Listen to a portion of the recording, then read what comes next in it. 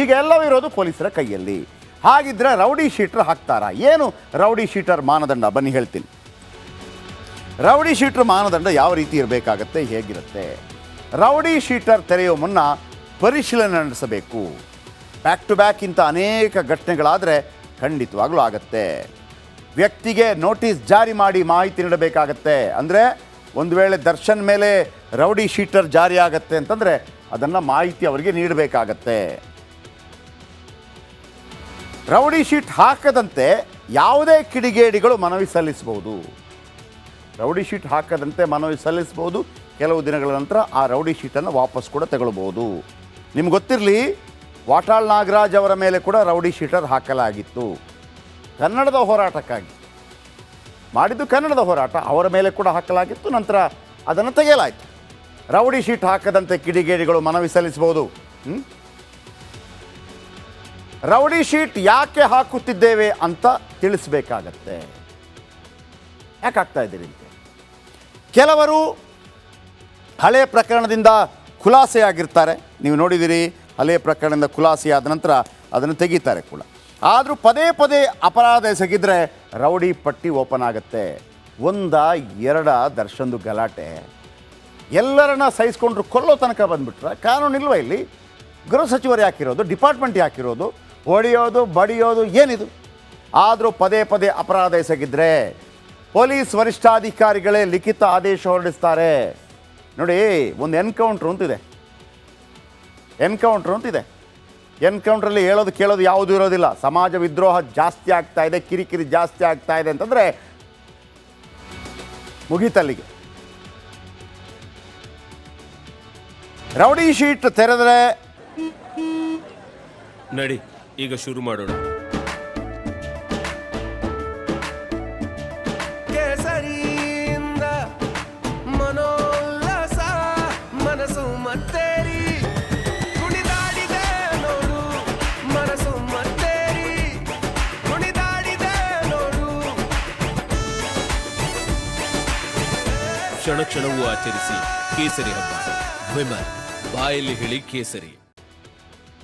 ನೋಡಿ, police rowdy sheet ತೆಗೆಯಲು ಲಿಖಿತ ಆದೇಶ ಹೊರಡಿಸ್ತಾರೆ ಪೊಲೀಸ್ ವರಿಷ್ಠಾಧಿಕಾರಿ. ಪ್ರತಿ ವರ್ಷ ರೌಡಿ ಶೀಟ್ ಮರುಪರಿಶೀಲನೆ ಮಾಡ್ತಾರೆ. ಪ್ರತಿ ವರ್ಷ ಕಡಿಮೆ ಮಾಡಿದ್ದಾನ ಇಲ್ವಾ, ಹಂಗೆ ಇದ್ದಾನ, ಸರಿ ಇದ್ದಾನ, ಸ್ವಲ್ಪ ಕಡಿಮೆ ಆಗ್ತಾ ಬರುತ್ತೆ. ವಾಪಸ್ ಶುರು ಮಾಡಿದರೆ ವಾಪಸ್ ಜಾಸ್ತಿ ಆಗುತ್ತೆ. ಆಗಲೂ ಕಾರಣ ಕೊಟ್ಟು ಲಿಖಿತ ಆದೇಶ ಹೊರಡಿಸಬೇಕು. ಆ್ಯಂಡ್ ರೌಡಿ ಶೀಟ್ ತೆರೆದರೆ ಪ್ರಶ್ನಿಸಿ ಮೇಲ್ಮನವಿ ಕೂಡ ಸಲ್ಲಿಸ್ಬೋದು. ಅಷ್ಟು ಈಸಿ ಇಲ್ಲ, ಮೇಲ್ಮನವಿ ಸಲ್ಲಿಸ್ಬೋದು. ಪೊಲೀಸ್ ದೂರು ಪ್ರಾಧಿಕಾರಕ್ಕೆ ಮೇಲ್ಮನವಿಗೆ ಸಲ್ಲಿಸಬಹುದು. ನೋಡಿ, ಹಾಗಿದ್ದರೆ ರೌಡಿ ಶೀಟರ್ ಆಗ್ತಾರ ದರ್ಶನ್. ಪತ್ನಿ ವಿಜಯಲಕ್ಷ್ಮಿ ಮೇಲಿನ ಹಲ್ಲೆ ಕೇಸ್, ಎಷ್ಟೆಲ್ಲ ಕೇಸ್ ಇದೆ ಇವ್ರ ಮೇಲೆ. ಯಾವ ಆಧಾರದ ಮೇಲೆ ರೌಡಿ ಶೀಟರ್ ಹಾಕೋದಕ್ಕೆ ಸಾಧ್ಯ ಇದೆ? ಪತ್ನಿ ವಿಜಯಲಕ್ಷ್ಮಿ ಮೇಲಿನ ಹಲ್ಲೆ ಕೇಸ್ನಲ್ಲಿ ಬಂಧನ ಆಗಿದೆ. 28 ದಿನಗಳ ಕಾಲ ಜೈಲಲ್ಲಿದ್ದರು. ಆಮೇಲೆ ಎಲ್ಲ ರಾಜಿ ಸಂಧಾನ ಆಗಿ ಪತ್ನಿ ವಾಪಸ್ ತಗೊಂಡ ಕಾರಣಕ್ಕಾಗಿ ಬಿಡುಗಡೆ ಆಯಿತು. ಅವತ್ತೇನಾದರೂ ವಿಜಯಲಕ್ಷ್ಮಿ ಗಟ್ಟಿಯಾಗಿ ನಿಂತುಕೊಂಡಿದ್ದರೆ ಇವತ್ತು ಬಹುಶಃ ರೇಣುಕಾಸ್ವಾಮಿಯ ಜೀವ ಉಳಿತಾರೆ.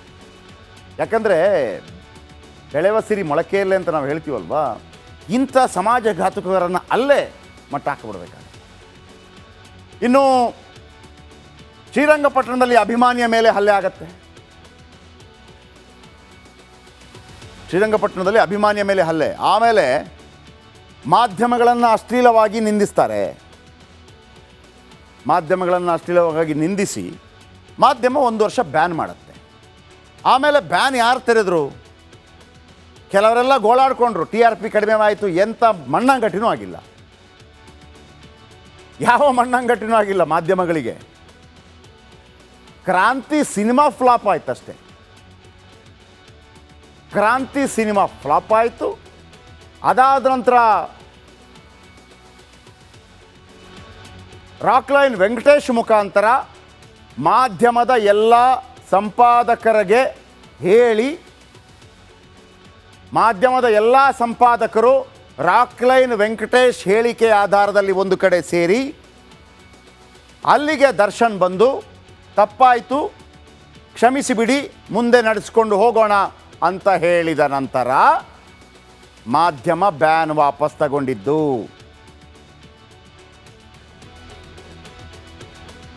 ಮಾಧ್ಯಮ ಅವತ್ತು ಹೇಗಿದೆ ಈಗಲೂ ಹೇಗಿದೆ, ಎರಡು ಮಾಧ್ಯಮ ಬೇಕಿದ್ರೆ ಜಾಸ್ತಿ ಆಗಿದೆ. ಆದರೆ ಕಾಟೇರ ಸಿನಿಮಾ ಪ್ರಚಾರ ಬೇಕೇ ಬೇಕು ಅಂತ ಹೇಳಿ ಎಲ್ಲ ಮಾಧ್ಯಮದ ಸಂಪಾದಕರ ಮುಂದೆ ಸಾರಿ ಕೇಳಿದ ನಂತರವೇ ಬ್ಯಾನ್ ತೆಗೆದಿದ್ದು. ಅದರಲ್ಲಿ ಯಾವುದೇ ಬೇರೆ ವಿಚಾರ ಇಲ್ಲ. ಹೋಟೆಲ್ ಸಮೇತ ನಾನು ಹೇಳಬಲ್ಲೆ, ದಿನಾಂಕ ನಾನು ಹೇಳಬಲ್ಲೆ, ಯಾರ್ಯಾರು ಸಂಪಾದಕರಿದ್ದರು ನಾನು ಹೇಳಬಲ್ಲೆ. ಎಲ್ಲ ಸಂಪಾದಕರಿದ್ದರು. ಎಲ್ಲ ಸಂಪಾದಕರ ಮುಂದೆ ಸಾರಿ ಕೇಳಿದ ನಂತರವೇ ತೆಗೆದದ್ದು. ಅದಕ್ಕಿಂತ ಮೊದಲು ಒಂದು ಲೆಟರ್ ಹೆಡ್ನಲ್ಲಿ ಬಂದಿತ್ತು, ಅದನ್ನು ಯಾರೂ ಸೀರಿಯಸ್ ಆಗಿ ತಗೊಳ್ಳಿಲ್ಲ, ಅದನ್ನು ಸುದ್ದಿ ಕೂಡ ಮಾಡಲಿಲ್ಲ. ಆಯಿತಾ? ಮಾಧ್ಯಮವನ್ನು ಅಶ್ಲೀಲವಾಗಿ ನಿಂದಿಸಿ 1 ವರ್ಷ ಬ್ಯಾನ್ ಆಗಿ ಯಾವಾಗ ಕ್ರಾಂತಿ ಸಿನಿಮಾ ಅಟ್ಟರ್ ಫ್ಲಾಪ್ ಆಯಿತು ಆಗ ಗೊತ್ತಾಯಿತು ಆಗೋದಿಲ್ಲ. Okay, next. ಇನ್ನು ಪುನೀತ್ ರಾಜ್ಕುಮಾರ್ ವಿರುದ್ಧ ಮಾತನಾಡಿ ವಿವಾದ. ಪುನೀತ್ ರಾಜ್ಕುಮಾರ್ ಬಗ್ಗೆ, ಪುನೀತ್ ರಾಜ್ಕುಮಾರ್ಗೂ ನನಗೆ ಯಾವುದೇ ಕಡಿಮೆ ಇಲ್ಲ ಅನ್ನುವಂಥದ್ದು. ಲ್ಯಾಂಬೋರ್ಗಿನಿ ಕಾರ್ ವಿಚಾರಕ್ಕೆ ನಿಮ್ಗೆ ಗೊತ್ತಿದೆ, ಅವರ ಬಳಿ ಕೂಡ ಲ್ಯಾಂಬೋರ್ಗಿನಿ ಕಾರ್ ಇದೆ, ನನ್ನ ಬಳಿ ಕೂಡ ಲ್ಯಾಂಬೋರ್ಗಿನಿ ಕಾರ್ ಇದೆ, ಹೇಳಿದ್ದೀನಿ. ಆದರೆ ಇವರ ಮನೆಯ ಹೆಸರಿದೆಯಲ್ಲ, ಮೂಪ ಮುತ್ತರಾಜ್ ಪಾರ್ವತಮ್ಮ ನಿವಾಸ ಅಂತಿದೆ. ಯಾಕೆಂದರೆ ರಾಜ್ಕುಮಾರ್ ಮತ್ತು ಪಾರ್ವತಮ್ಮ ಅವರು ದುಡ್ಡು ಕೊಟ್ಟ ಕಾರಣಕ್ಕಾಗಿ ಹಿರಿಯ ನಾಯಕರು, ಹಿರಿಯ ಕಲಾವಿದರಾಗಿರುವಂತಹ ಗೌರವಾನ್ವಿತ ತೂಗುದೀಪ ಶ್ರೀನಿವಾಸ್ ಅವರು ರಾಜ್ಕುಮಾರ್ ಮತ್ತು ರಾಜ್ಕುಮಾರ್ ಅವರ ಪತ್ನಿಯ ನೆನಪಿಗಾಗಿ ಮೂಪ ನಿವಾಸ, ಐ ಥಿಂಕ್ ಮೂಪ ಅಂತಿದೆ, ಕನ್ನಡದಲ್ಲಿ ಬರೆದಿದೆ, ಅವರ ಹೆಸರಿಗಿಟ್ಟಿರ್ತಾರೆ. ನೀವು ಯಾರಿಗೆ ಕಾಂಪೀಟ್ ಮಾಡ್ತೀರಿ? ಮನೆ ಕಟ್ಟಿಕೊಟ್ಟ ಆ ದೊಡ್ಡ ಮನೆಯ ಧ್ರುವತಾರೆಯಾಗಿರುವಂಥ ಪುನೀತ್ ರಾಜ್ಕುಮಾರ್ಗೆ ಕಂಪ್ಯಾರಿಸನ್. ಆ್ಯಂಡ್ ವನ್ಯಜೀವಿಗಳನ್ನು ಸಾಕಿ ಅರಣ್ಯ ಇಲಾಖೆ ಕಂಗಣ್ಣಿಗೆ ಗುರಿ. ಯಾವುದನ್ನು ಮಾಡಬಾರ್ದು, ಇದೆಲ್ಲ ಕೂಡ ಕಾನೂನು ರಗಳೆಗಳು. ಯಾರೋ ಮತ್ತೊಬ್ಬ ಆಗಿದ್ದರೆ ಅರಣ್ಯ ಇಲಾಖೆ ಹೆಂಗೆ ಮಾಡ್ತಾಯಿತ್ತು? ಇಲ್ಲೂ ಕೂಡ ಅರಣ್ಯ ಇಲಾಖೆ ಮತ್ತೆ ಅದು ರೆಡಿಯಾಗಿದೆ ಅವರ ವಿರುದ್ಧ ಹೋಗೋದಕ್ಕೆ. ಆಮೇಲೆ ಮೈಸೂರು ಹೋಟೆಲ್ನಲ್ಲಿ ಕಾರ್ಮಿಕರ ಮೇಲೆ ಹಲ್ಲೆ, ಸಣ್ಣ ಸಣ್ಣ ಹುಡುಗರ ಮೇಲೆ. ಆಮೇಲೆ ಒಂದು ಕಾರ್ ಅಪಘಾತ ಆಗತ್ತೆ, ತೊಡೆ ಮೇಲೆ ಹುಡುಗಿದ್ಲು, ಹೌದು 4 ಜನ ಇದ್ದರು. ಆಮೇಲೆ ನಿರ್ಮಾಪಕ ಉಮಾಪತಿ ಗೌಡಗೆ ನಿಂದನೆ. ಉಮಾಪತಿ ಗೌಡ ಮುಖಾಂತರ ಪುನೀತ್ ರಾಜ್ಕುಮಾರ್ ಬಳಿ ಇದ್ದಂಥ ಆಸ್ತಿ ನನಗೆ ಬೇಕು, ಪುನೀತ್ ರಾಜ್ಕುಮಾರ್ ಬಳಿ ಇದ್ದಂಥ ಆಸ್ತಿ ನನಗೆ ಬೇಕು. ಉಮಾಪತಿ ಏನು ಮಾಡ್ತಾರೆ, ಆಯಿತು ಕೊಡ್ತೀನಿ, ಈಗ ನನ್ನ ಬಳಿ ಇರಲಿ, ಅದರ ಬಾಡಿಗೆಯನ್ನು ನಿಮಗೆ ತಂದು ಕೊಡ್ತೀನಿ, ಬೇಕಿದ್ದರೆ ಉಮಾಪತಿ ಅವರ ಹತ್ರ ಈ ಮಾತನ್ನು ಕೇಳ್ಬೋದು. ಅಂದರೆ ಪುನೀತ್ ರಾಜ್ಕುಮಾರ್ ಬಳಿ ಇದ್ದದ್ದು ಎಲ್ಲವೂ ನನಗೆ ಬೇಕು ಅನ್ನುವಂಥದ್ದು. ಆದರೆ ಉಮಾಪತಿ ಗೌಡ ಗೊತ್ತಿತ್ತು ಇದನ್ನು ಕೊಡಬಾರ್ದು ಅನ್ನೋ ಕಾರಣಕ್ಕಾಗಿ ಅವ್ರು ಕೊಡೋದಿಲ್ಲ. ಆದರೆ ನಿಮ್ಮ ಹೆಸರಲ್ಲೇ ಇರುತ್ತೆ, ಅದಕ್ಕೆ ಬರೋ ಬಾಡಿಗೆ ನಿಮಗೆ ತಂದು ಕೊಡ್ತೇನೆ, ಹೌದೋ ಅಲ್ಲೋ ಅನ್ನೋದನ್ನು ಉಮಾಪತಿ ಗೌಡ ಅವ್ರ ಹತ್ರ ಕೇಳ್ಬೋದು. ಇನ್ನು ಸಿನಿಮಾ ಸಕ್ಸಸ್ ಪಾರ್ಟಿಯಲ್ಲಿ ಮಹಿಳೆಯರ ಅವಹೇಳನ ಆಗುತ್ತೆ, ಯಜಮಾನ ಸಿನಿಮಾ ಸೆಟ್ನಲ್ಲಿ ಸಹನಟನ ಮೇಲೆ ಹಲ್ಲೆ ಆಗುತ್ತೆ, ದರ್ಶನ್ ಮನೆಯಲ್ಲಿ ಹುಲಿ ಉಗುರು ವಶಕ್ಕೆ ಪಡೆಯುತ್ತೆ, ದರ್ಶನ್ ಫಾರ್ಮ್ ಹೌಸ್ನಲ್ಲಿ ಅತ್ಯಾಚಾರ ಆಗುತ್ತೆ, ಶಿವಮೊಗ್ಗ ಮೂಲದ ಒಂದು ಅಪ್ರಾಪ್ತ ಬಾಲಕಿ ಮೇಲೆ ಅಲ್ಲಿ ಕುದುರೆ ಲಾಳ ಹೊಡೆಯೋನು ಅತ್ಯಾಚಾರ ಮಾಡ್ತಾನೆ. ಆಗ ಸುದ್ದಿ ಆಯಿತು, ಶಿಕ್ಷೆ ಆದಾಗ ಯಾಕೆ ಸುದ್ದಿ ಆಗಿಲ್ಲ ಅಂತೇಳಿ ಇದೇ ದರ್ಶನ್ ಒಂದು ಪತ್ರಿಕಾಗೋಷ್ಠಿ ಮಾಡ್ತಾರೆ. ಶಿಕ್ಷೆ ಆಗೋದು ಮುಖ್ಯವಲ್ಲ, ಅಲ್ಲಿ ಅತ್ಯಾಚಾರ ಆಯ್ತಲ್ಲ ಅದು ಆಗಬಾರ್ದಾಗಿತ್ತು, ಅಷ್ಟು ಕಾಮನ್ ಸೆನ್ಸ್ ಇಲ್ಲ.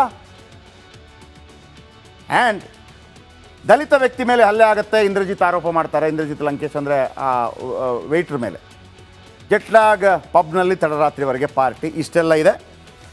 ಸೊ ರೌಡಿ ಶೀಟರ್ ಅಂದರೆ ಸಮಾಜದ ಸ್ವಾಸ್ಥ್ಯವನ್ನು ಕೆಡಿಸುವಂಥವ್ರು. ನಾವು ಏನು ಬೇಕಿದ್ರೂ ಮಾಡ್ಬೋದು, ನಮ್ಮನ್ನು ಕೇಳೋರಿಲ್ಲ, ಯಾರಾದರೂ ಕೇಳಿದರೆ ಬಂದು ಅಭಿಮಾನಿಗಳು ಅಟ್ಯಾಕ್ ಮಾಡ್ತಾರೆ ಅನ್ನುವಂಥದ್ದಿದ್ದರೆ ಕಾನೂನು ಸುವ್ಯವಸ್ಥೆ ಅದಕ್ಕೆ ತಕ್ಕದಾದಂಥ ಕಠಿಣ ಕ್ರಮ ಕೈಗೊಳ್ಳಬೇಕು. ಕೈಗೊಳ್ಳದಿದ್ದರೆ ಜನಗಳು ಕೂಡ ಒಂದು ನಿರ್ಧಾರ